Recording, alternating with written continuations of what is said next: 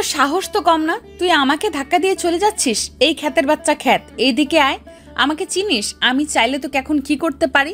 আরে আপু, আমি তো আপনাকে দেখতে পাইনি, তাহলে আপনি আমাকে শুধু শুধু কেন এমনটা করছেন? আর দোষটা তো আমার নয়, দোষটা হলো আপনার। আপনি নিজেই তো আমাকে ধাক্কা দিয়েছেন, তাই না? তার মানে তুই কি বলতে চাচ্ছিস আমি তোকে ধাক্কা দিয়েছি? তোর সাহস তো কম না, তুই আমার মুখের উপরে কথা বলিস। আজ পর্যন্ত কলেজের কেউ আমাকে এইসব কথা বলার সাহস পায়নি। দাঁড়া, তোকে দেখাচ্ছি। তারপর আমি ছেলেটাকে একটা থাপ্পড় মারলাম। দেখুন, আপনি আমাকে শুধু শুধু থাপ্পড় মারলেন, আমি কোনো রকম অন্যায় করিনি, তবু আপনি আমাকে থাপ্পড় মারলেন। এটার জন্য আপনাকে একদিন ঠিকই জবাব দিতে হবে। কাউকে শুধু শুধু আঘাত করা এটা অনেক বড় অন্যায় এবং অনেক বড় পাপ। তোর কথা হলো তুই আমাকে জ্ঞান দিচ্ছিস, আর আমাকে ধাক্কা দিয়ে তুই আবার বড় বড় কথা বলছিস। আজ পর্যন্ত কেউ আমার মুখের উপরে কোনো কথা বলে নাই, তুই প্রথম আমার মুখের উপরে কোনো কথা বলবি। যা যা এখান থেকে, না হলে কিন্তু তোকে এখানে মেরে পুঁতে রেখে দেব। আজকে মনটা ভালো নেই, তাই তোকে ছেড়ে দিয়েছি, না হলে আজকে দেখিয়ে দিতাম। তারপর শাহরিয়ার সেখান থেকে চুপচাপ চলে আসলো। আর মেয়েটা হলো এই কলেজের সভাপতির একমাত্র মেয়ে, আদরের দুলালি, তাই এরকম করবেই। আর আপনারা হয়তো কোনো কিছুই বুঝতে পারছেন না, আসলে শাহরিয়ার ভুল করে মেয়েটার সঙ্গে ধাক্কা খায়। আর তারপর কি হলো সেটা তো আপনারা দেখতেই পেলেন। তারপর শাহরিয়ার সোজা কাছে চলে আসলো, আর কাছে আসার পর জনি বলতে লাগলো, আরে দেখ দেখ, আমাদের মাঝে কে এসে হাজির হয়েছে। আমাদের মাঝে বিশিষ্ট খ্যাত মশাই হাজির হয়েছে। দেখতে পুরি পাগলের মতো মনে হয়, পাবনায় রেখে আসতে হবে। এই তোদের না গাড়ি আছে, তাড়াতাড়ি করে এই ছেলেটাকে ধরে পাবনায় দিয়ে আয়।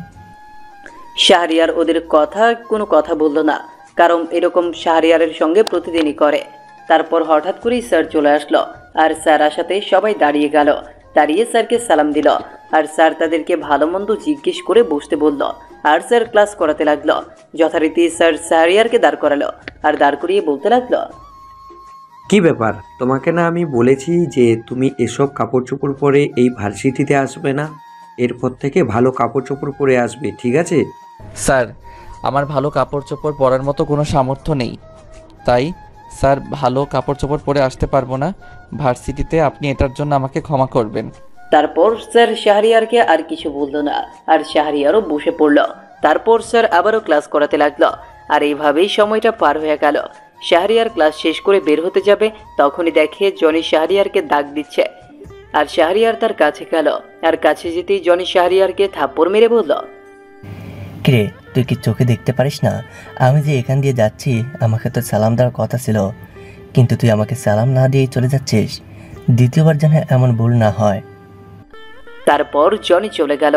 শাহরিয়ার কোনো কিছুই বুঝতে পারল না, সবাই শাহরিয়ারের সঙ্গে কেন যে এমনটা করে। শাহরিয়ার খ্যাতভাবে আছে দেখে সবাই শাহরিয়ারের সঙ্গে এমনটা করবে, এটা শাহরিয়ার আগে থেকেই বুঝতে পারছিল। তারপর শাহরিয়ার কোনো কিছু না ভেবে চলে আসলো বাইরে, আর বাইরে এসে হেঁটে যাচ্ছে বাসার দিকে। তারপর বাসায় এসে ফ্রেশ হয়ে খাবার খেয়ে নিল, আর খাবার খেয়ে কিছুক্ষণ রেস্ট নিতে লাগলো। আর তখনই স্যার শাহরিয়ারকে কল দিল। স্যার শাহরিয়ারকে কল দিয়ে বলতে লাগলো, শাহরিয়ার, তোমার কাজের কত দূরে গিয়েছো? আমি কিন্তু খুব দ্রুত সম্ভব এই কেসটার সমাধান চাই। এখানে সব কিছুই জট পাকিয়ে আছে, তোমার জটগুলো আগে খুলতে হবে। স্যার, আমি আমার সাধ্যমতো চেষ্টা করছি, আর আপনি কোনো চিন্তা করবেন না।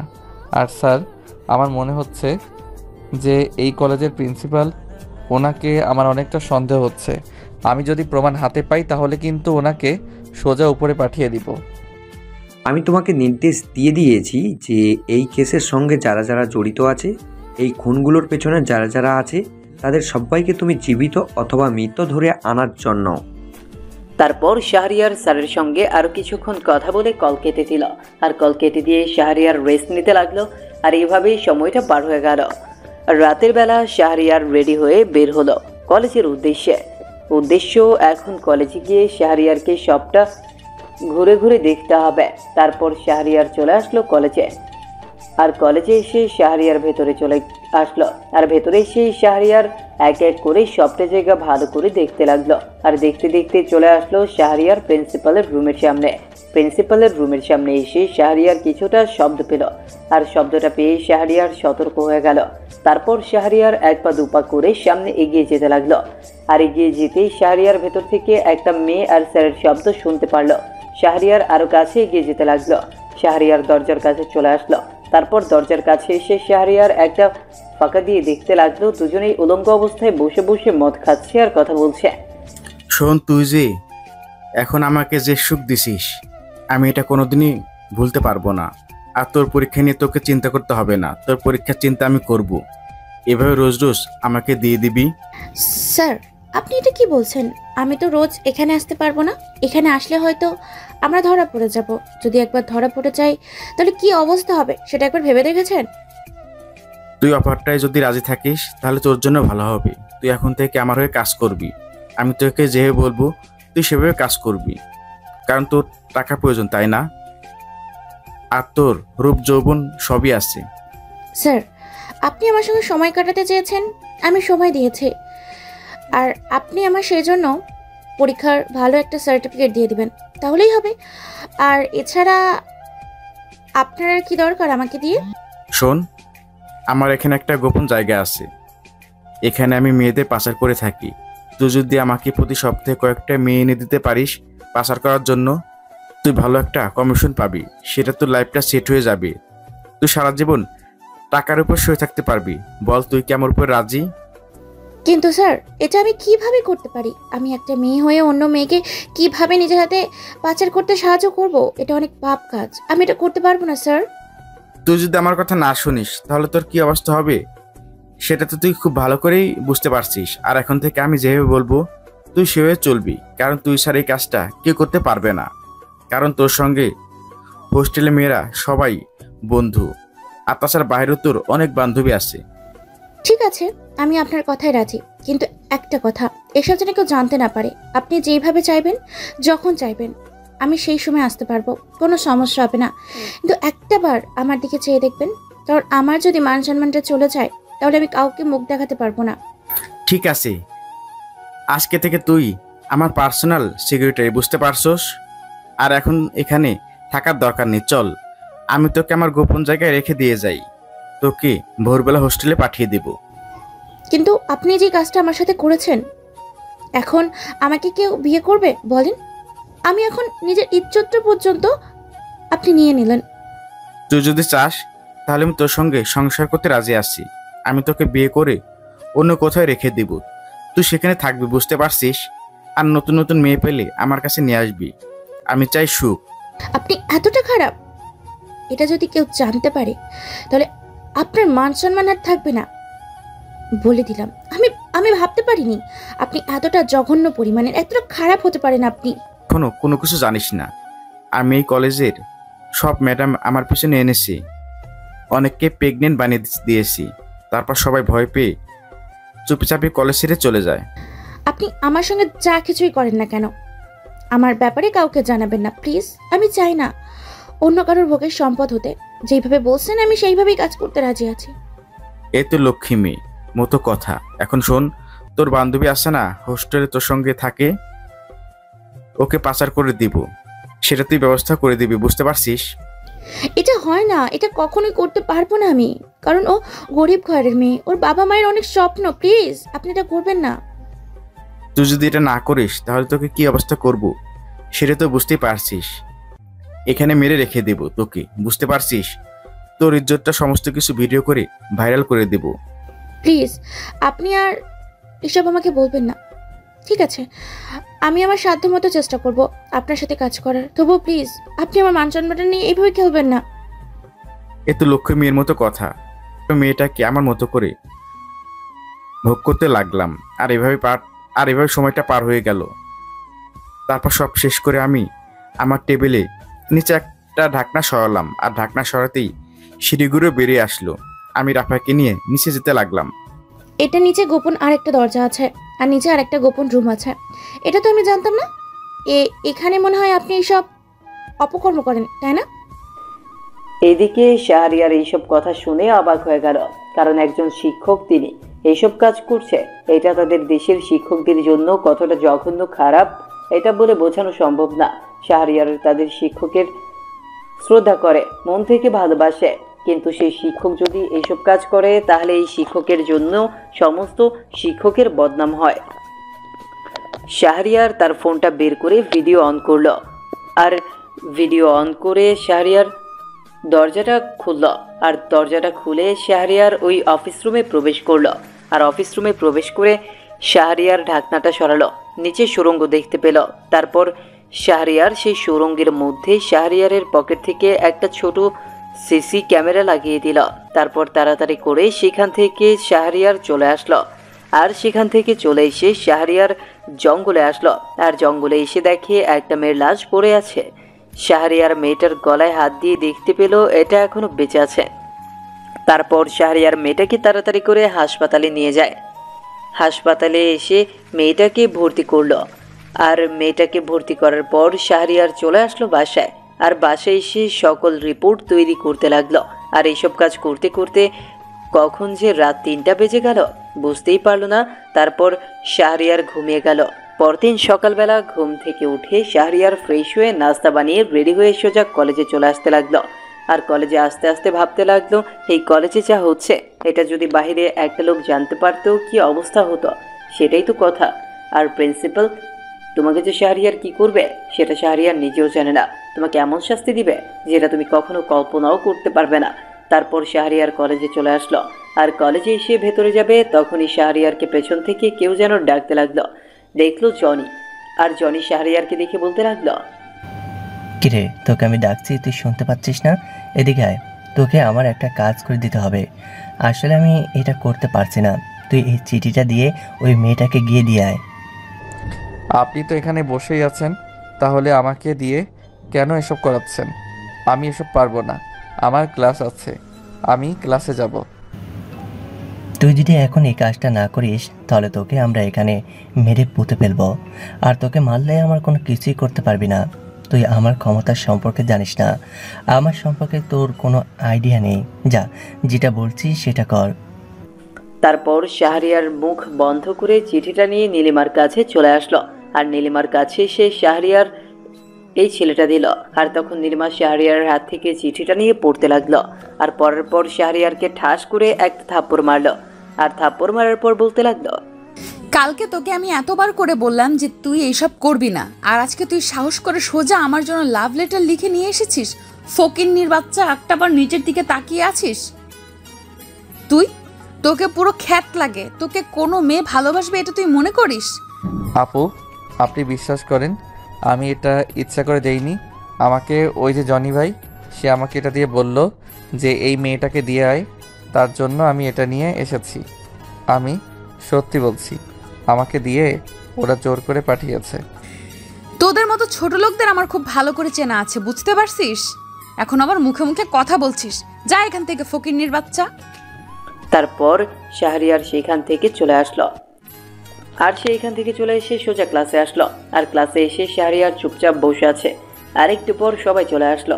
আর সবাই এসে যেভাবে পারে শাহরিয়ারকে অপমান করছে। শাহরিয়ার সেগুলো মুখ বুঝে সহ্য করলো। আর একটু পরে স্যার চলে আসলো। আর স্যার এসে যথারীতি সময়টা পার হয়ে গেল। শাহরিয়ার ক্লাস শেষ করে বের হলো। আর বের হয়ে দেখে জনি কয়েকটা ছেলের সঙ্গে আড্ডা দিচ্ছে। আর ছেলেগুলো শাহরিয়ারকে দেখে সন্দেহ হচ্ছে।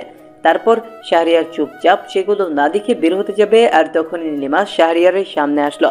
আর নীলিমার সামনে এসে বলতে লাগলো, তোকে আমি এত অপমান করি তবুও তুই এই কলেজে আসিস?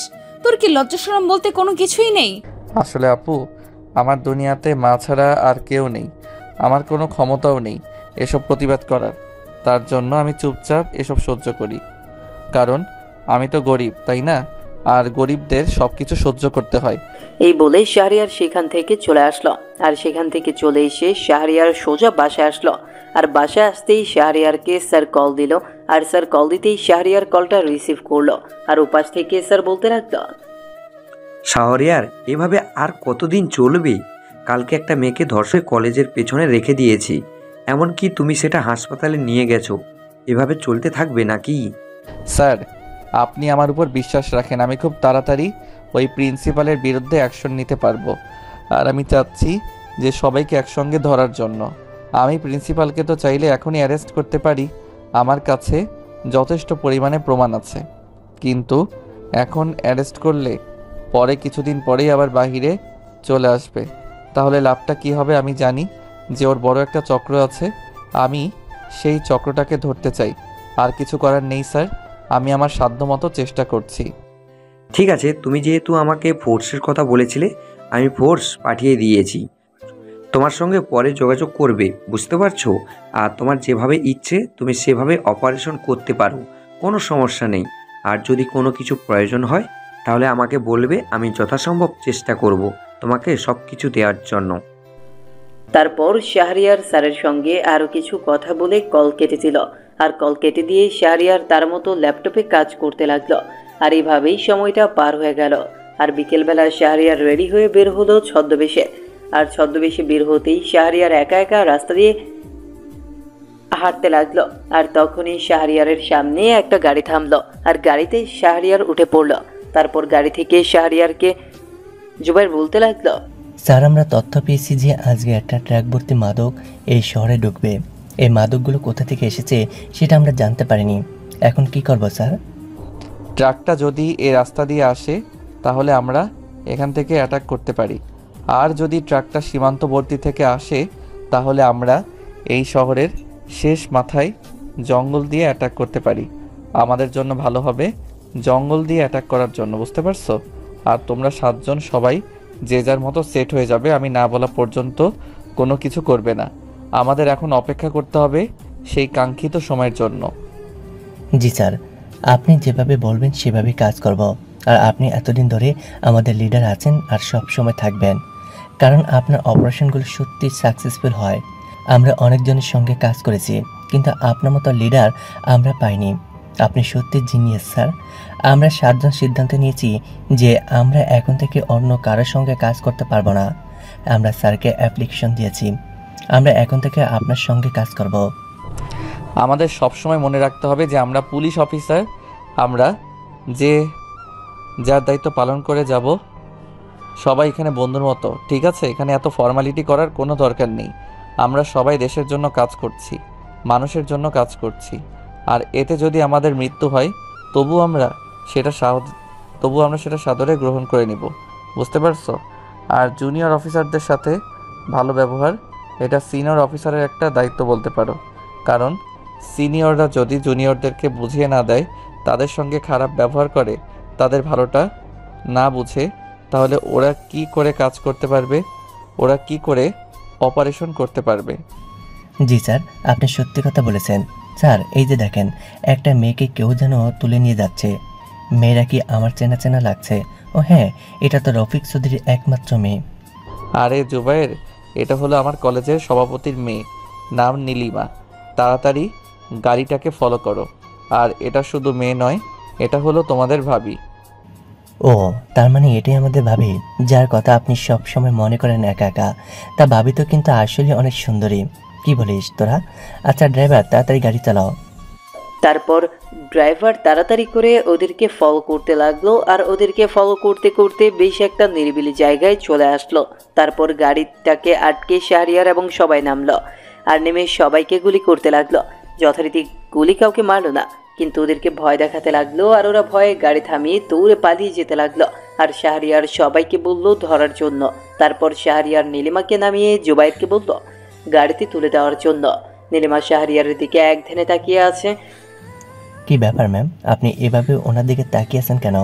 উনি আমাদের নতুন স্যার, বুঝতে পারছেন? আসুন, আমি আপনাকে নামিয়ে দিয়ে আসছি। না, আসলে ওনাকে কেমন চেনা চেনা লাগছে, কিন্তু কোনোভাবেই মনে করতে পারছি না ওনাকে আমি কোথায় দেখেছি। উনি কি এখানেই থাকেন নাকি? আর আজকে যদি আপনারা না থাকতেন তাহলে আমার যে কি অবস্থা হতো। তারপর আমি বাবাকে কল দিলাম গাড়ি পাঠানোর জন্য। আর একটু পরে বাবা গাড়ি পাঠিয়ে দিল। তারপর আমি গাড়িতে করে সোজা বাসায় চলে আসলাম। আর বাসায় আসতেই বাবা বলল, কি ব্যাপার মা, তোমাকে আমি সবসময় বলি যে তুই সবসময় বডিগার্ড নিয়ে চলবি। এখন তো দেখতে পাচ্ছি যদি ওই সময় অফিসারগুলো না থাকতো তাহলে তোকে কি করতো। এখন থেকে তুই বডিগার্ড ছাড়া কোথাও যাবি না। বাবা, আমি বডিগার্ড নিয়ে কোথাও যেতে পারবো না, কারণ ওদের যন্ত্রণায় আমি পুরো অস্থির হয়ে যাই, বুঝতে পারছো? আর ওরা আমাকে কিডন্যাপ করে নিয়ে যাচ্ছিল শুধুমাত্র তোমার কারণে। তোমার উপর শত্রুতা ওদের, তাই আমার উপরে অ্যাটাক করেছে। এতে তো বোঝাই যাচ্ছে। আরে মারে, আমি তোকে যেটা বলছি তুই সেটাই কর। এত জেদ কেন করছিস? মানছি যে ওরা আমার উপর অনেক ক্ষেপে আসছে, আমার যে কোনোভাবে ক্ষতি করার চেষ্টা করছে, কিন্তু তোকে তো একটু সেফ থাকতে হবে, তাই না? বাবা, আমি নিজের মতো লাইফটাকে রঙিন করে রাঙিয়ে নিতে চাই। আমি এসব চাই না। আর এসব থাকতে থাকতে আমি দিন দিন অহংকারী হয়ে যাচ্ছি। এটা আমি খুব ভালো করেই এখন বুঝতে পারছি। এই বলে আমি আমার রুমে চলে আসলাম। আর রুমে এসে ফ্রেশ হয়ে শুয়ে পড়লাম। আর কিছুক্ষণ পরেই খালা এসে আমাকে খাবার দিল। খালা আমাদের সেই ছোটবেলা থেকে কাজ করে। আমি যখন ছোট তখন থেকে আমাকে মানুষ করেছে। মা তো মারা গেছে সেই কবে। আমি ভাবতে লাগলাম, আমি আজকে এটা কাকে দেখলাম। আমার মনে হচ্ছে এটা কেউ ছদ্মবেশে আছে, কারণ দাড়িগুলো উঠে যাচ্ছিল। কেমন যেন চেনা চেনা লাগছে, কিন্তু কোনোভাবেই মেলাতে পারছি না এই মানুষটাকে যে আমার জীবনটা বাঁচালো। কলেজের ওই নতুন ছেলেটা নয় তো, যাকে আমি কয়েকদিন ধরে অপমান করেছি? কিন্তু সেই ছেলেটা কি করে? সেই ছেলেটা তো কোনোভাবেই এটা হতে পারে না। দেখে তো অনেক সহজ সরল মনে হয়। আমার মাথায় তো কোনো কিছুই আসছে না। এদিকে শাহরিয়ার আবারও সেই কাঙ্ক্ষিত জায়গায় যেতে লাগলো। আর যেতে যেতে প্রায় অনেক সময় পার হয়ে গেল। তারপর প্রায় 1 ঘন্টা পর সেই জঙ্গলে চলে আসলো। আর জঙ্গলে এসে শাহরিয়ার অপেক্ষা করতে লাগলো। সেখানে কিছুক্ষণ পরেই দেখতে পারলো একটা গাড়ি এই দিক দিয়েই যাচ্ছিল। আর হঠাৎ করেই থেমে পড়লো। আর সেখান থেকে কিছু লোক নেমে আসলো। আর নেমে কোমর থেকে পিস্তল বের করে চারদিক দেখতে লাগলো। আর শাহরিয়ারও নেমে পড়লো সবাইকে নিয়ে। তারপর হঠাৎ করেই বেশ কিছুক্ষণ পরে একটা ট্রাক আসলো। আর ট্রাকের ড্রাইভার নেমে ওই লোকগুলোর সঙ্গে কথা বলছে। আর এদিকে বলল, জুবাইর, তুমি ট্রাকে গিয়ে একটা জিপিএস ট্র্যাকিং সিস্টেম লাগিয়ে দাও। আর ওখানে তুমি আর রাফি মিলে উঠে পড়ো, আর বাকিটা আমি সামলে নিচ্ছি। তারপর শাহরিয়ার সেখান থেকে তার কৌশল মতো সবাইকে অ্যাটাক করলো। আর শাহরিয়ারের দেখা দেখি ওরাও ফায়ার করতে লাগলো। আর এইভাবেই প্রায় অনেকক্ষণ ফায়ার করার পর দেখলো ওরা সব কিছু রেখে পালিয়ে যাচ্ছে। তারপর শাহরিয়ার ট্রাকের ড্রাইভারটাকে ধরলো। আর ট্রাকের ড্রাইভারটাকে ধরার পর শাহরিয়ার মারতে লাগলো। আর মারতে মারতে প্রায় হাত করে ফেললো। প্রায় বেশ কিছুক্ষণ পরে শাহরিয়ারকে বলতে লাগলো, আমাকে আর মারবেন না ভাই, আমি নির্দোষ। আমি এসবের কোনো কিছু জানি না। ওরা আমাকে টাকা দেয়, আমি শুধুমাত্র মালগুলো নিয়ে ডেলিভারি দিই। তাছাড়া আমি এগুলো কোনো কিছুই জানি না। আমি জানি তুই এই গানের সঙ্গে প্রায় অনেক দিন ধরে কাজ করছিস। তোকে সমস্ত পুলিশ অফিসার ভালো করে লক্ষ্য করেছে, বুঝতে পারছিস? আমরা সিআইডি অফিসাররা এত বোকা নই। আমরা যদি বোকা হতাম তাহলে আমাদেরকে এই চাকরিটা দেওয়া হতো না। আমি সত্যি কথা বলতে চাই, আমাকে ছেড়ে দিন। আমি নির্দোষ, আমি এসবের কোনো কিছুই জানি না। ওরা আমাকে যা বলে আমি শুধুমাত্র তাই করি, টাকার বিনিময়ে। এছাড়া আর কোনো কিছুই জানি না। তুই যদি এখন আমাদেরকে সত্যি কথাগুলো না বলিস তাহলে তোকে এখানে মেরে ফেলবো আমি। আর আমাদের কথা না শুনলে আমরা কি করতে পারি, কিভাবে কথা বের করতে পারি সেটা তো ভালো করেই জানিস। আসলে আমি এই মালগুলো রাঙামাটি থেকে নিয়ে আসি। আর এই মালগুলো আমি শুধুমাত্র কলেজের সামনে রেখে আসি। কলেজের সামনে থেকে কিছু লোক সেগুলো ভিতরে নিয়ে যায়, কিন্তু এগুলো কোথায় রাখে সেটা আমি জানি না। ঠিক আছে, তুই যেহেতু কলেজের ব্যাপারটা জানিস না, তাহলে এগুলো কোথা থেকে পড়া হয় সেগুলো আমাকে দেখিয়ে দে। চল আমার সঙ্গে রাঙামাটি। আর যদি আমাদের কথা মতো না শুনিস, আমাদেরকে ধোকা দিস, তাহলে কি অবস্থা হবে সেটা তো বুঝতেই পারছিস। আমি আপনাদেরকে সত্যি কথাই বলছি। আর আমি যে আপনাদের কাছে ধরা খেয়েছি এটা যদি ওরা জানতে পারে তাহলে আমার অনেক বড় ক্ষতি করে ফেলবে। আমার পরিবার আমার উপর নির্ভরশীল। আমি যদি কোনো কিছু হয়ে যায় তাহলে আমার পরিবার পথে বসে যাবে। তো তুই এখন এটা বুঝতে পারছিস কেন তুই ভালো মতো হালাল কাজ করে খেতে পারিস না? ওদের সঙ্গে কেন তোর চোখ দিতে হলো? আর তুই জানিস তুই এসবের পেছনে একদিন না একদিন ধরা খেতেই হবে। আমি খুব ভালো করে জানতাম যে এসব পুলিশরা কখনোই করতে পারবে না, কারণ পুলিশকে ওরা কিনে নিয়ে গেছে। আমাকে মাফ করে দিন, আমি আপনাদেরকে সব কিছু বলে দিচ্ছি, সব কিছু দেখিয়ে দিচ্ছি, আসেন আমার সাথে। তারপর শাহরিয়ার স্যারকে কল দিল। আর কিছুক্ষণ কল হওয়ার পর স্যার কলটা রিসিভ করলো। আর শাহরিয়ার স্যারকে বলল হেলিকপ্টার পাঠানোর জন্য ইমার্জেন্সি। আর স্যার শাহরিয়ারকে ঠিক আছে বলে কল কেটে দিল। তারপর এইভাবেই সময়টা পার হলো। আর কিছুক্ষণ পরেই হেলিকপ্টার চলে আসলো। তারপর শাহরিয়ার জুবাইরকে বলল, জুবাইর, তুমি এই মালগুলো নিয়ে সোজা থানায় চলে যাও। আর এগুলো স্যারকে সকল হিসাবপত্র আমি দেবো, বুঝতে পারছো? তুমি শুধু এগুলো তোমার আন্ডারে নিয়ে যাও। আর এটা যেন সাংবাদিকরা কোনোভাবেই জানতে না পারে, কারণ সাংবাদিকরা যদি একবার জানতে পারে তাহলে বিষয়টা ছড়াছড়ি হয়ে যাবে। আর সরাসরি হয়ে গেলে আমার সমস্ত প্ল্যান নষ্ট হয়ে যাবে, ওরাও সতর্ক হয়ে যাবে, বুঝতে পেরেছো? জি স্যার, আমি বুঝতে পেরেছি। আপনি কোনো চিন্তা করবেন না, আমি এগুলো নিয়ে অফিসে যাচ্ছি। আর স্যারকে যা বলার আপনি বলবেন, আমি কোনো কিছু বলবো না। ঠিক আছে, তাহলে তুমি ট্রাক নিয়ে যাও আর আমি সানি আর রাফিকে নিয়ে যাচ্ছি। রাফি এটাকে তোলো, আমরা সেখানে তাড়াতাড়ি করে যাব। তারপর জুবাইর চলে গেল আর শাহরিয়ারও সবাইকে তুলে নিয়ে রওনা দিল রাঙামাটির উদ্দেশ্যে। রাঙামাটি চলে আসলো প্রায় 1.5 ঘন্টা পরে, আর 1.5 ঘন্টা পরে রাঙামাটি এসে সেই জায়গায় এসে নামলো। আর শাহরিয়ার হেঁটে হেঁটেই সামনের দিকে যেতে লাগলো। আর সামনের দিকে যাওয়ার পর হঠাৎ করে সামনে কিছু একটা যেন শাহরিয়ার সাবধান হয়ে গেল আর লুকিয়ে পড়লো। আর তখন ড্রাইভার বলতে লাগলো, এই যে সামনে দেখতে পাচ্ছেন একটা গর্ত, এই গর্তের ভিতরে ওরা থাকে। নিচে অনেক বড় গোডাউনে আছে, ওইখান থেকে আমাকে সাপ্লাই দেয়। আমি গাড়িটা এখানে এসে দাঁড় করাই আর এখান থেকে আমি নিয়ে যাই। রাফি, তুমি তাড়াতাড়ি হেলিকপ্টার থেকে ড্রোনটা নিয়ে আসো, আর বেশি দেরি করো না। বেশি দেরি করলে এখানে আমরা নিজেরাই মারা পড়বো। তাড়াতাড়ি। একটু পরে রাফি হেলিকপ্টার থেকে ড্রোনটা নিয়ে আসলো আর শাহরিয়ার ড্রোনটার মধ্যে সবকিছু সেট করে ড্রোন দিয়ে সকল কিছু দেখতে লাগলো। আর দেখে সবকিছু ভিডিও করতে লাগলো।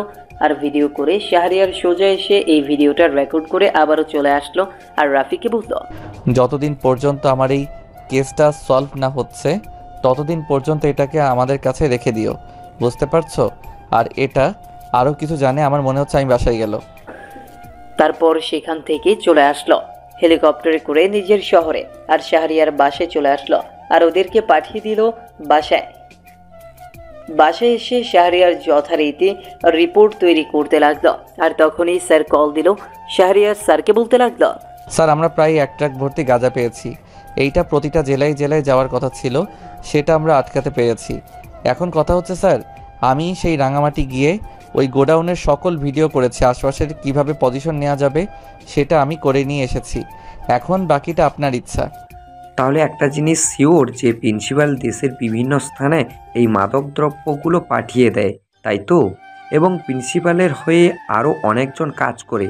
এখন প্রিন্সিপালের গোডাউন সম্পর্কে কিছু বলো তো, আমি সেইগুলো কোথায় রাখে আর তার হয়ে কে কে কাজ করে? স্যার, আমার মনে হচ্ছে যে প্রিন্সিপালের হয়ে যারা কাজ করে তাদেরকে না মেরে যদি আমরা এর উপরে কে আছে তাদেরকে খোঁজ করি, তাহলে হয়তো বাকিগুলো এমনিতেই ধরা পড়ে যাবে। আমার আরও ফোর্স লাগবে, প্রতি চেকপোস্টে সেনাবাহিনী নিয়োগ করতে হবে। এখনই যদি সেনাবাহিনী মোতায়েন করি তাহলে ওরা কিছু বুঝে ফেলবে। তাহলে এক কাজ করতে পারি, আমি ছদ্মবেশে সবাইকে পাঠিয়ে দিচ্ছি, ঠিক আছে? ওরা ছদ্মবেশে সবার দিকে খেয়াল রাখতে পারবে। আর ওই কলেজে আরও সিসি ক্যামেরা বাড়িয়ে দাও, কলেজটাই হচ্ছে মেইন সমস্যা। স্যার, আমি প্রিন্সিপালের ব্যাপারে আরও জানতে পেরেছি যে ও মাদকদ্রব্য ছাড়াও আরও নারী পাচারের ক্ষেত্রে এবং ধর্ষণের ক্ষেত্রে ওর হাত আছে। গ্রামের সাধারণ মেয়েরা, মধ্যবিত্ত যারা আছে, তারা এই কলেজে এসে ভর্তি হয় আর হোস্টেলে জায়গা নেয়। তারপর অসহায়ত্বের সুযোগ নিয়ে প্রিন্সিপাল স্যার এসব করে। আর স্যার, কালকে আমি যে মেয়েটাকে হাসপাতালে নিয়ে গিয়েছিলাম সেই মেয়েটা এখন আগের চেয়ে সুস্থ আছে। এই মেয়েটার জবানবন্দি নিতে হবে। ঠিক আছে, তাহলে তুমি তোমার মতো কাজ করে যাও, আর যখন যা লাগবে আমাকে বলবি। আমি চাই তুমি এই কেসটা সফল করো, কারণ তুমি ছাড়া এই কেসে কেউ আগাতে পারবে না। আমি এটা ভালো করে জানি, আর তোমাকে কেউ চেনে না, এটা একটা প্লাস পয়েন্ট। স্যার, একটা কথা বলি, আমার কণ্ঠ নকল করে যদি আপনার কোনো ফোন আসে তাহলে আপনি কিন্তু কোনোভাবেই কোনো কিছু স্বীকার করবেন না। আর আমিও আপনাকে এখনই কোনো রিপোর্ট দিব না। আর সাংবাদিকদের কোনো কিছু বলবেন না, কারণ ওদেরকে যদি বলা হয় বা ওদেরকে যদি কোনো কিছু সাবধান করা হয় তাহলে ওরাও কিন্তু সতর্ক হয়ে যাবে। আর ওরা সতর্ক হয়ে গেলে আমি কিন্তু এটা সমাধান করতে পারবো না, অনেক বড় ক্ষতি হয়ে যাবে। তারপর শাহরিয়ার স্যারের সঙ্গে আরও কিছু কথা বলে কল কেটে দিল। আর কল কেটে দিয়ে শাহরিয়ার আরও কিছুক্ষণ কাজ করে খাবার খেয়ে ঘুমিয়ে গেল। আমি আমার গোডাউনে বসেছিলাম আর সিগারেট খাচ্ছিলাম, আর তখনই বস কল দিল। বসের কল পেয়ে আমি কিছুটা ঘাবড়ে গিয়ে ভয়ে ভয়ে কলটা রিসিভ করলাম। আর তখন বস বলতে লাগলো, প্রিন্সিপাল, তোমাকে দিয়ে মনে হয় আমার আর কাজ হবে না, কারণ তোমার উপর নির্ভর করে আমি সকল মালামাল পাঠিয়েছি। এখন সেই মালামালগুলো কোথায় গিয়েছে, কে কিডন্যাপ করে নিয়ে গেছে, তুমি কোনো তথ্য দিতে পারছো না। বস, আপনি আমাকে প্লিজ এরকম বলবেন না। আমি আমার সাধ্যমতো চেষ্টা করছি। আমি পুলিশের কমিশনারকে কল দিয়েছিলাম, আর কমিশনার বলল পুলিশের লোক এসব করেনি। আরে মূর্খ পুলিশ তো এটা কখনোই করবে না, কারণ পুলিশ তো আমি পুলিশকে কিনে নিয়ে আসি। এখন তুমি খুঁজে বের করো যে এটা কোথায় আছে। আর আমার মনে হচ্ছে যে এখানে সিআইডি টিম লেগে গেছে। বস, আপনি এসব কি বলছেন? সিআইডি টিম যদি লেগে যায় তাহলে আমাকে ওরা মনে হয় ছেড়ে দিবে না। আমি আপনার কথা এই পথে এসেছি, আমি কিন্তু এইভাবে নেই, কারণ আপনি যদি কোনো কিছু না করেন তাহলে কিন্তু আমরা সবাই মারা যাব। তুমি কোনো চিন্তা করো না, আমি বিষয়টা ভালো করে দেখছি। আর তুমি যদি এটা না বের করতে পারো তাহলে কিন্তু আমার কোটি টাকা লস হয়ে যাবে। অলরেডি আমার কোটি টাকা লস হয়ে গেছে, আর ড্রাইভারকে কোনো কল দিয়ে পাওয়া যাচ্ছে না। আমার মনে হচ্ছে যে এটা সিআইডি টিম ধরে ফেলেছে। এটা নিয়ে গোপনে তথ্য বের করো, প্রকাশ্যে বিষয়টা কখনো আনবে না। আর আমি এমপিকে কল দিয়েছি, এমপি আরেকটা চালান তোমাকে এনে দিবে। বস, আপনি যদি দেশে আসতেন তাহলে কিন্তু অনেক ভালো হয়, কারণ অলরেডি কিন্তু আমাদের অনেক টাকা লস হয়ে গেছে। আর কলেজে কোনো মেয়ে পাচ্ছি না আপনাকে দেওয়ার মতো। বাংলাদেশি মেয়েদের অনেক চাহিদা আছে, তুমি তাড়াতাড়ি আমাকে কিছু মেয়ে পাঠাও। আর যেভাবে পারো তুমি সেভাবে পাঠাবে। দরকার পড়লে তুমি তোমার নিজের আসল রূপটা দেখাও, তবু আমার মেয়ে চাই।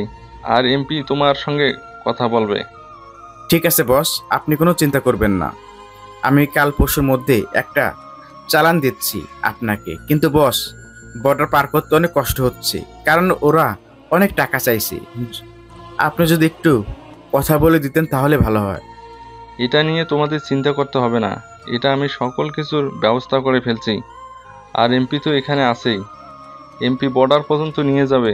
তুমি শুধু এমপিকে মেয়েগুলোকে দিবে, আর তোমাদের কাজ নেই। এখন আমার কাছে এমপি আর তুমি ছাড়া কিন্তু আর কেউ নেই। আমি কাউকে বিশ্বাস করতে পারছি না। বস, আপনি কোনো চিন্তা করবেন না, আমি দেশের প্রতিটা কোনায় কোনায় লোক লাগিয়ে দিয়েছি। আর আপনি ভালো করে জানেন যে আমার অনেক লোক আছে, আপনি কোনো চিন্তা করবেন না। তুমি কিন্তু আমাকে কোনো কিছু বোঝাতে এসো না, কারণ তোমাকে এই পর্যন্ত নিয়ে এসেছি এটা শুধু আমার কারণে, বুঝতে পারছো? আর তোমার লোকের কথা আমাকে দেখিও না। তোমাকে আমি যেটা কাজ করতে বলছি তুমি সেটা করো। আর আমি সময় হলে দেশে ফিরবো, আর দেশে ফিরলেই পুরো দেশটাকে জ্বালিয়ে পুড়িয়ে ছারখার করে দিব। ঠিক আছে বস, তাহলে আমি এখন রাখছি। আর আপনি কোনো চিন্তা করবেন না, আমি বিষয়টা ভালো করে দেখছি, ঠিক আছে? আর ওই সিআইডির কাছ থেকে আপনিও সাবধানে থাকবেন। তারপর কল কেটে দিলাম। কল কেটে দিয়ে আমি রাফার উপর শুয়ে পড়লাম। আর তখন রাফা বলল, স্যার আপনি এতটা নোংরা, এতটা খারাপ, এটা যদি আমি আগে জানতাম তাহলে আমি আপনার কলেজে কখনো ভর্তি হতাম না। আচ্ছা, আপনি আমাকে একটা তথ্য দিতে পারবেন? আপনি এই পর্যন্ত কটা মেয়ে সর্বনাশ করেছেন? ঠিক আছে, তুই যেহেতু এত করে জানতে চাচ্ছিস তাহলে আমি তোকে বলি। অনেককে ভয় দেখিয়ে তাদের মাকে পর্যন্ত এই সমস্ত কাজে লিপ্ত করেছি। স্যার আপনি তো খুব ভালো করেই জানেন যে এসব কাজ ভালো নয়, কিন্তু তবু আপনি এসব কাজ কেন করেন? আপনি তো ভালো থাকতে পারতেন, তাই না? আপনি আমাকেও নষ্ট করে দিলেন। আমার লাইফটাও তো খুব সুন্দর ছিল স্যার। আমার ছোটবেলা থেকে এরকম ইচ্ছা ছিল যে আমি অনেক বড় কিছু হব, এবং আমি সেটাই হতে পেরেছি, বুঝতে পারছিস? আর এই কলেজে শুধুমাত্র জয়েন করেছি আমি এসব করার জন্যই, বুঝতে পারছিস?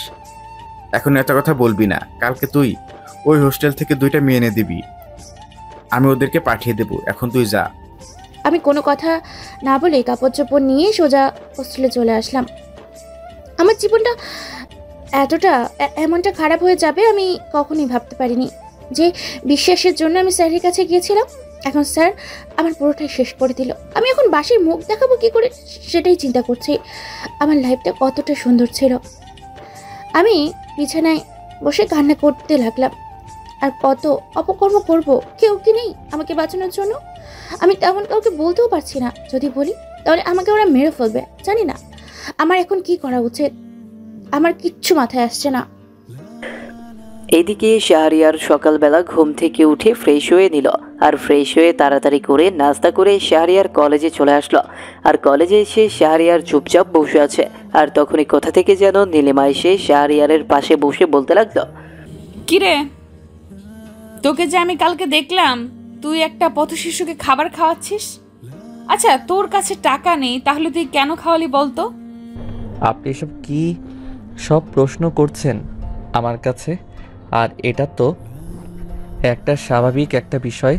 আমি তো প্রায়ই এটা করি, আর ওরাও আমাকে অনেক আগে থেকেই ভালো করে চেনে। আমি তো শুধুমাত্র এমনিতেই কথা বলতে আসলাম, কিন্তু কিভাবে যে আগে কথা বলি সেটাই তো বুঝতে পারছি না। আগে তো ওর সঙ্গে আমি খারাপ ব্যবহার করে কথা বলতাম, কিন্তু এখন কি করে কথা বলি এইসব আমি মনে মনে বলতে লাগলাম। আর তারপরে সে উঠে চলে যেতে লাগলো, আর তারপর আমি হঠাৎ করে তার ব্যাগটা পেছন থেকে টেনে ধরলাম। আচ্ছা, একটা কথা বলি, তুই কি আমার বন্ধু হতে পারবি? আরে আপনি আমাকে এসব কেন বলছেন? আর আপনি না আমার সঙ্গে আগে অনেক খারাপ ব্যবহার করতেন, এখনও ঠিক আমার সঙ্গে সেভাবেই খারাপ ব্যবহার করবেন। আপনার সেই ব্যবহারটাই আমার কাছে অনেক ভালো লাগে, ঠিক আছে? আর তাছাড়া আপনি কেন আমার বন্ধু হবেন? আমি তো এইভাবেই ভালো আছি। আর তাছাড়া কলেজ আমাকে ঘৃণা করে, সেখানে আপনি আমার বন্ধু হতে চাচ্ছেন? এটা কি মেনে নেওয়া যায় বলেন? আমি এখনও আপনাকে বিশ্বাস করতে পারছি না, সত্যি কথা বলতে। জানি না কেন জানি আমি কালকে রাতে একটুও ঘুমাতে পারিনি। সারা রাত তোর কথা মনে হয়েছে, তাই আমি তোর সঙ্গে বন্ধুত্ব করতে এসেছি। এখনও আমার কেমন যেন লাগছে, আমি কোনোভাবেই নিজেকে বোঝাতে পারছি না। তারপর শাহরিয়ার কোনো কথা না বলে চলে আসলো, আর ক্লাসে এসে শাহরিয়ার যথারীতি ক্লাস করতে লাগলো। আর আজকে ক্লাসের মধ্যে কেউ শাহরিয়ারকে অপমান করলো না, কারণ নীলিমার কারণে। তারপর ক্লাস শেষ করে শাহরিয়ার যেই না বের হতে যাবে, তখনই রবি শাহরিয়ারের সঙ্গে ইচ্ছে করে একটা রাম ধাক্কা দিল। তারপর শাহরিয়ারকে একটা থাপ্পড় মারলো, আর থাপ্পড় মারাতেই শাহরিয়ার কিছুটা দূরে গিয়ে পড়লো। আর তখন নীলিমা এসে জনিকে বলতে লাগলো, কিরে, তোর এত বড় সাহস, তুই শাহরিয়ারের গায়ে হাত দিস?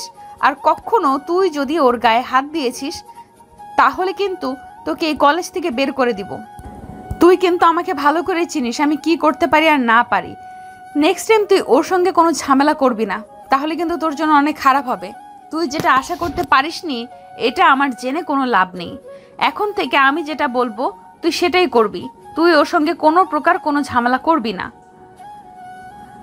আর আমি সবাইকে বলছি, তোমরা যদি কেউ শাহরিয়ারকে অপমান করে কথা বলো তাহলে কিন্তু আমার চেয়েও খারাপ আর কখনো কেউ হবে না।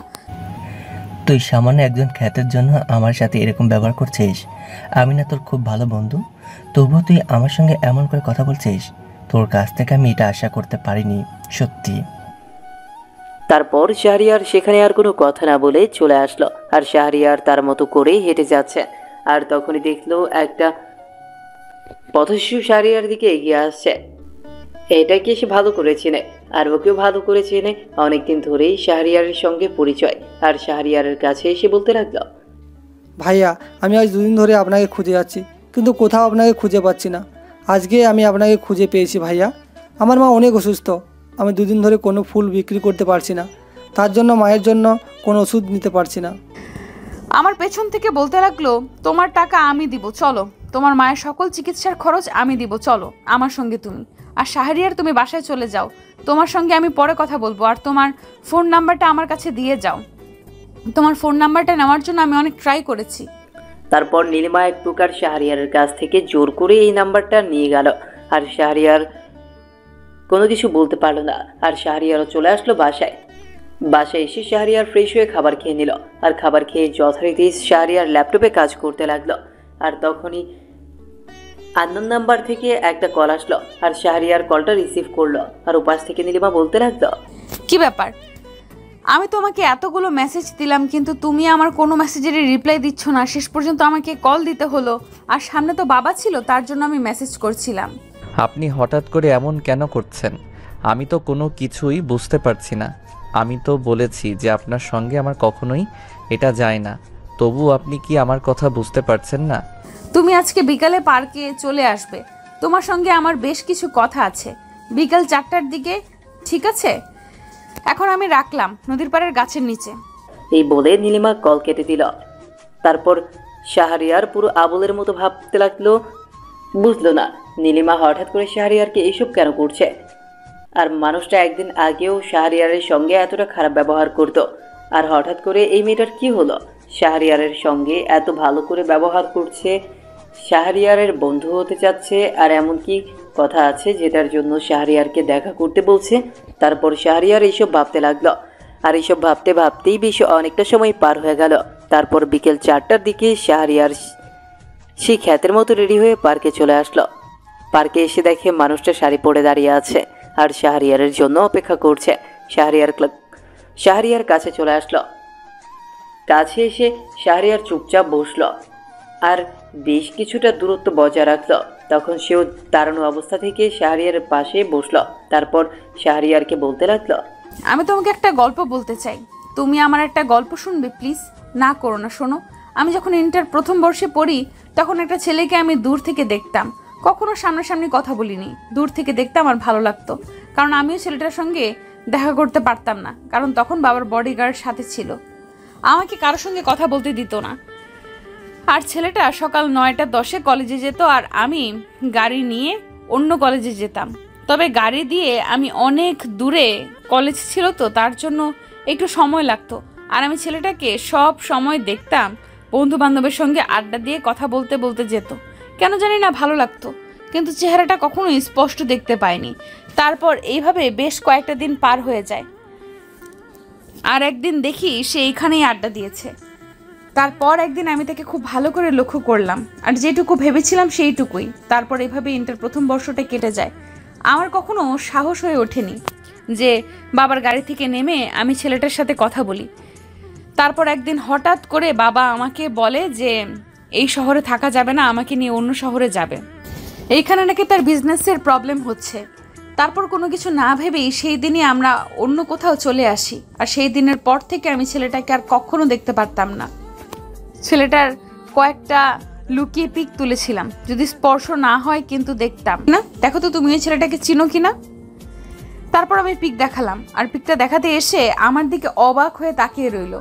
তারপর আমি বললাম, হ্যাঁ তুমি ঠিকই ভেবেছো, এইটাই তুমি। আমি তোমাকে প্রতিটা রাতে ভেবেছি, সব সময় ভাবতাম যদি তোমার সঙ্গে একদিন দেখা হয়ে যেত। তারপর তুমি কলেজে জয়েন করলে, আর কলেজে জয়েন করার পর আমি সত্যি অনেক খুশি হয়েছিলাম।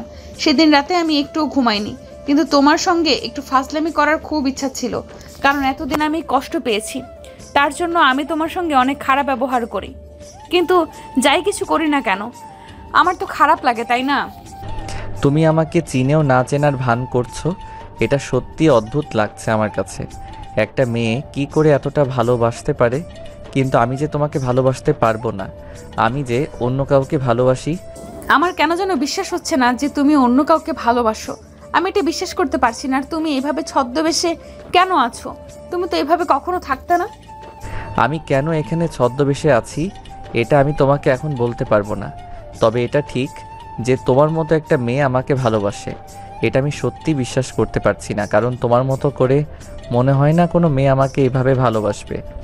আমার তো কখনো মনে হয়নি যে আমি তোমাকে আবারও দেখা পাবো, আবারও কখনো কথা বলতে পারবো, কিন্তু আল্লাহ তাআলা হয়তো সেই ইচ্ছেটা করে দিয়েছে। সবাই জানে আমি রাগী বদমেজাজি, কিন্তু আসলে আমি আমার মতো থাকি, তবে যতটুকু অন্যরকম হয়ে গিয়েছিলাম। কিন্তু তুমি এখন আছো, এখন আমি ভালো হয়ে যাব, সত্যি কথা দিচ্ছি। তুমি শুধু আমার হয়ে থেকো।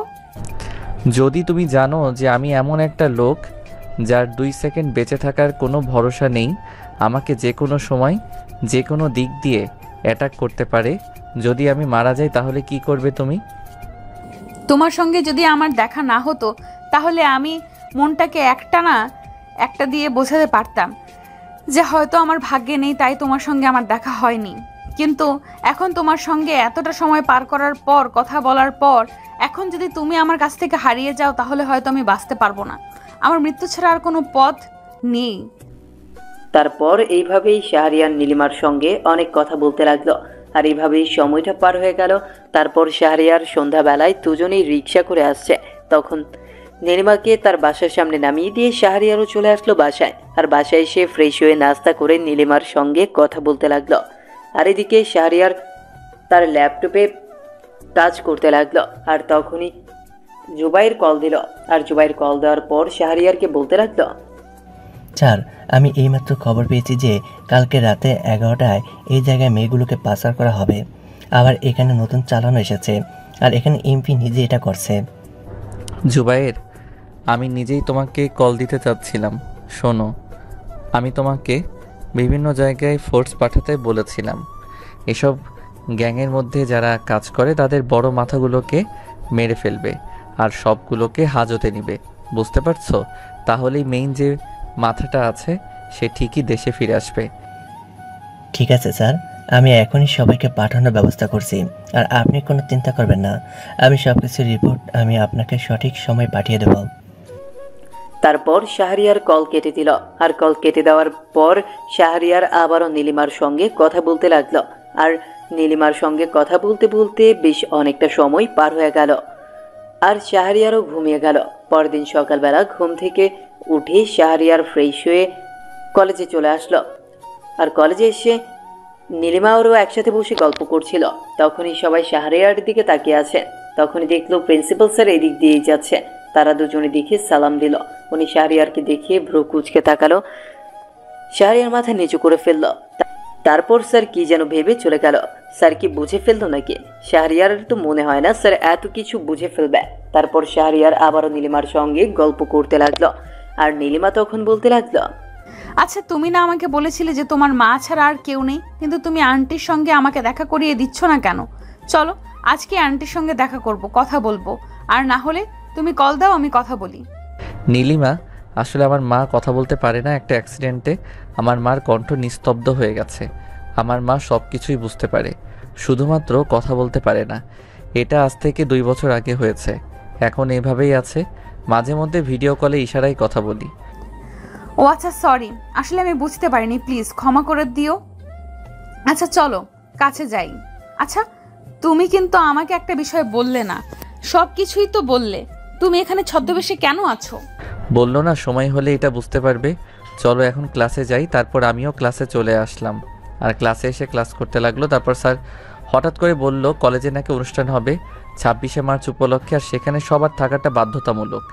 আমিও একটা প্ল্যান ভাবলাম, কারণ এই 26শে মার্চে এই স্যারের আসল রূপটা সবাইকে দেখাবো।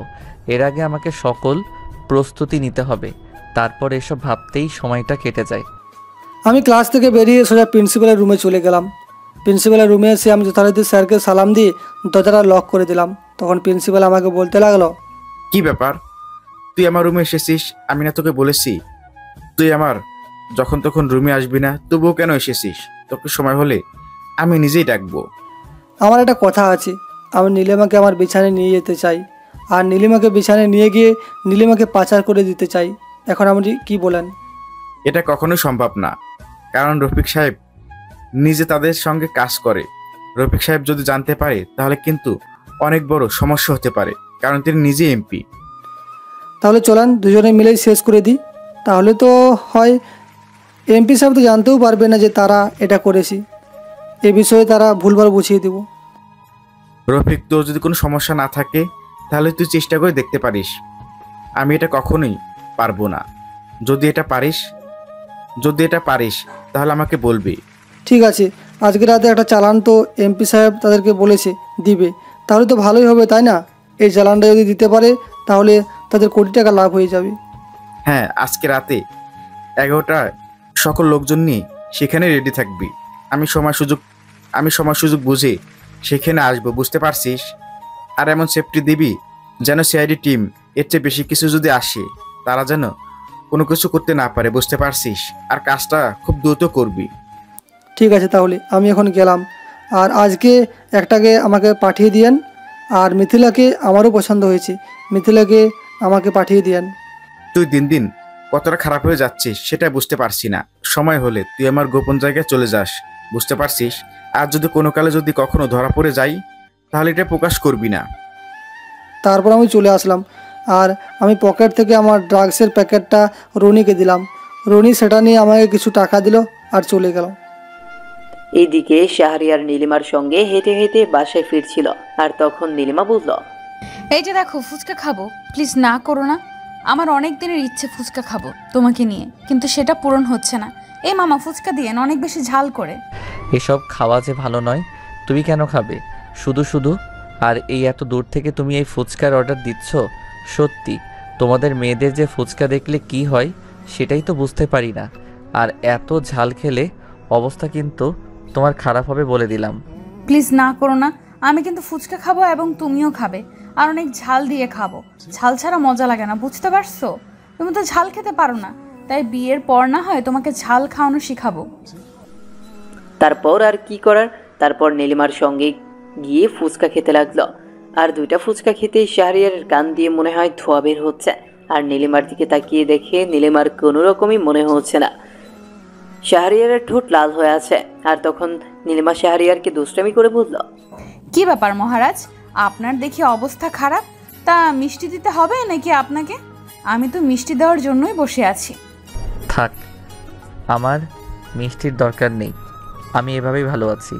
তুমি কি এগুলো খাবে নাকি তাড়াতাড়ি চলো, আমি বাসায় যাব। আমার এখানে থাকলে আমি নিশ্চিত মাথা ঘুরে পড়ে যাব। তখনই নীলিমা উঠে এসে শাহরিয়ারের ঠোঁটের মধ্যে আলতো করে একটা চুমু দিল। শাহরিয়ার লজ্জায় সেখান থেকে বিলটা দিয়ে তাড়াতাড়ি করে চলে আসলো। আর ওর পেছনে পেছনে নীলিমা দৌড়াতে দৌড়াতে আসলো। আর দৌড়াতে দৌড়াতে এসে শাহরিয়ারকে বলতে লাগলো, এত লজ্জা পেলে কি হয় নাকি? আচ্ছা তুমি আমাকে বলো তো, তুমি কেন এই দেশে এই কলেজে আছো? আমি তো কোনো কিছুই বুঝতে পারছি না। আর স্যারই বা তোমার দিকে এমনভাবে তাকিয়ে আছে কেন? আমি তোমাকে বলেছি তো, আমি এখন তোমাকে কোনো কিছুই বলতে পারবো না। যদি এখন আমি তোমাকে বলতাম তাহলে তো আমি সেটা অনেক আগেই বলতে পারতাম, তাই না? আমি বলেছি যে সময় হলে তুমি ঠিকই যে আমার পরিচয় জানতে পারবে। তবে একটা কথা, তোমার বাবা কি সব বিজনেস করে সেটা কি তুমি জানো? না বাবা, কী সব বিজনেস করে সেটা তো আমি জানি না। বাবাও আমাকে কখনোই বলেনি যে আমি এই বিজনেস করি। কিন্তু কেন তুমি এসব প্রশ্ন করছো? তোমাকে যেহেতু তোমার বাবা নিজে থেকে কোনো কিছু বলেনি, তাহলে তুমি আর কোনো কিছু জিজ্ঞেস করো না। তবে তুমি একটা জিনিস জেনে রাখো যে তোমার বাবা অনেক খারাপ কাজ করে আসছে বেশ অনেক দিন ধরে। তোমার বাবার যদি কোনো কিছু হয়, আমি বলতে চাচ্ছি তোমার বাবা অনেক বড় সমস্যায় পড়বে।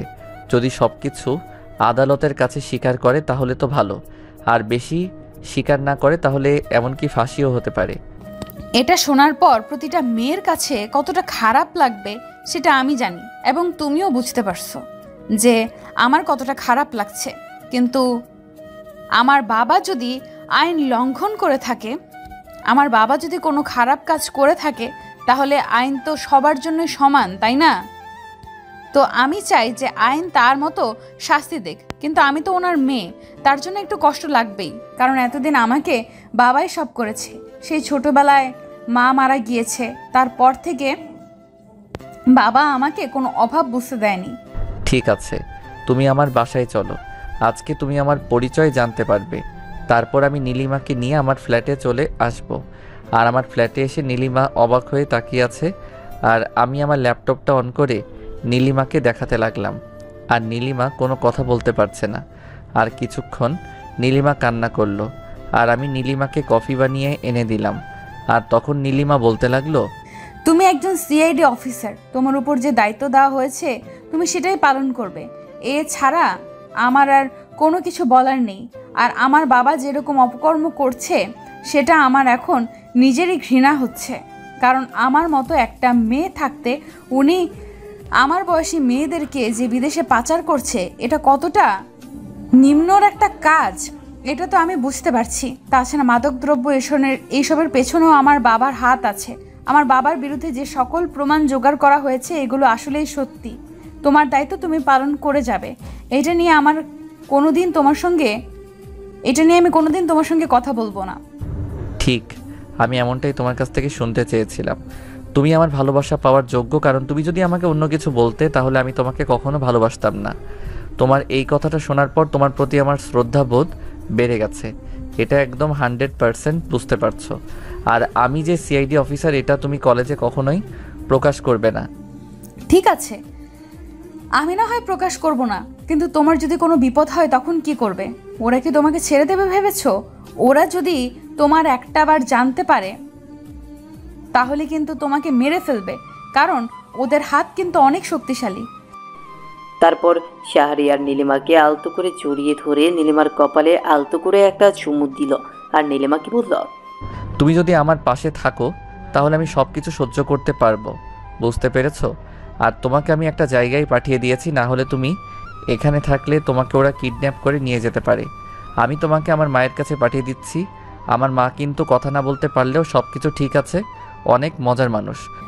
ঠিক আছে, তাহলে আমি বাবাকে কোনো কিছুই জানাবো না। আমি এখনই তোমার মায়ের কাছে চলে যেতে চাই, আর আমি চাই না যে আমার কারণে তোমার কোনো সমস্যা হোক। আজ থেকে আমি আর কখনো বাবার পরিচয় দিব না। আমার ভাবতেও ঘৃণা হচ্ছে আমার বাবা এতটা নিচে মনের মানুষ। সত্যি তুমি যদি আমাকে না বলতে তাহলে আমি কখনো জানতেই পারতাম না। তারপর শাহরিয়ার নীলিমাকে শাহরিয়ারের মায়ের কাছে পাঠিয়ে দিল। আর এদিকে বেশ দেখতে দেখতে কয়েকটা দিন পার হয়ে গেল, আর একে একে ওদের সকল কার্যকলাপ শাহরিয়ার বন্ধ করে দিল, আর ওদের মাথা চাড়া দিয়ে উঠল। আর দেখতে দেখতে সেই 26শে মার্চ চলে আসলো। আজকে কলেজে অনুষ্ঠান। আরও খবর পেয়েছে ওদের বাংলাদেশে ফিরে এসেছে। সেই অনুষ্ঠানের প্রধান অতিথি হলো তাদেরই বস। এটা হয়তো সবাই জানে না, কারণ সবাই ওনাকে ভালো নামে চেনে। উনি একজন বিশিষ্ট ব্যবসায়ী। শাহরিয়ার সকালবেলা ঘুম থেকে উঠে তাড়াতাড়ি করে রেডি হয়ে নিল, আর রেডি হয়ে সোজা সেই অনুষ্ঠানে চলে আসলো। আর অনুষ্ঠানে এসে শাহরিয়ার বসে আছে। একে একে সবাই পারফর্ম করে যাচ্ছে। শাহরিয়ার মাইক্রোফোনে সবাইকে বলতে লাগলো, তোমরা মঞ্চের নিচে যেভাবে আছো তোমরা সেভাবেই থাকবে। আমি না বলা পর্যন্ত তোমরা কোনো অ্যাটাক করবে না। আর প্রিন্সিপালকে বসের সঙ্গে যে বসে আছে এই দুজনকে আমি দেখব, তোমরা বাকিগুলোকে দেখবে, ঠিক আছে? আমার কথা ছাড়া কোনো কিছু করবে না, কারণ একটা ভুল হলে ওরা পালিয়ে যেতে পারবে। তারপর শাহরিয়ার এসে কাঙ্ক্ষিত সময়ের জন্য অপেক্ষা করলো। আর সে অপেক্ষা করতে করতে সেই সময়টা চলে আসলো। আর শাহরিয়ার সবাইকে ফায়ার করতে বলল, আর যথারীতি সবাই ফায়ার করতে লাগলো। আর শাহরিয়ার গিয়ে প্রিন্সিপাল আর সেই বসটাকে মারতে লাগলো।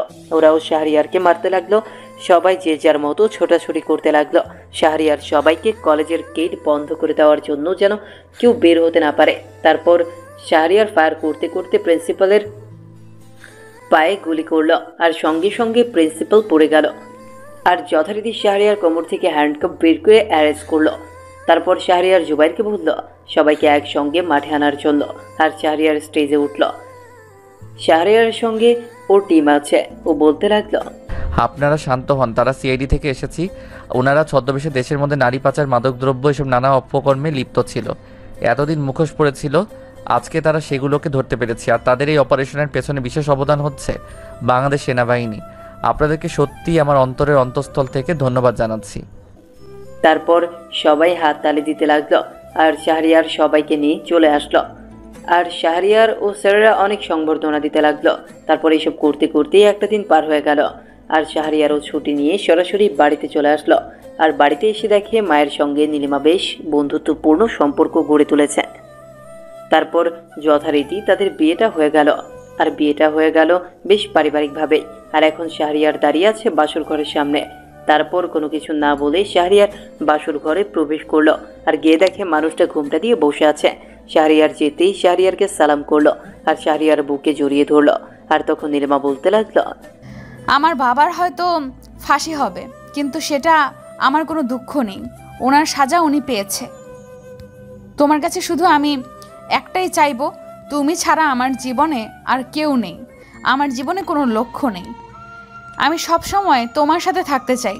প্লিজ, আমি যাই কিছু করি না কেন তুমি তোমার কাছে রেখে দিও।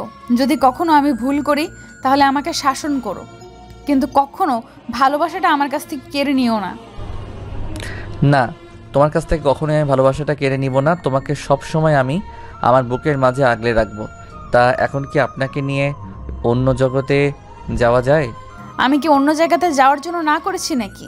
আপনার যেটা ইচ্ছা আপনি সেটাই করতে পারেন, কারণ আপনার সম্পদ আপনি কিভাবে ব্যবহার করবেন না করবেন সেটা আপনি জানেন। তবে আমার একটা চাওয়া আছে, আমি যেন খুব তাড়াতাড়ি মা হতে পারি। তারপর শাহরিয়ার নীলিমাকে কোলে তুলে নিয়ে বিছানায় শুইয়ে দিল। আর এইভাবেই শাহরিয়ার নীলিমাকে নিয়ে হারিয়ে গেল এক অনন্য রাজ্যে। আর এইভাবেই না হয় চলতে থাকুক তাদের মিষ্টি ভালোবাসার গল্পটা।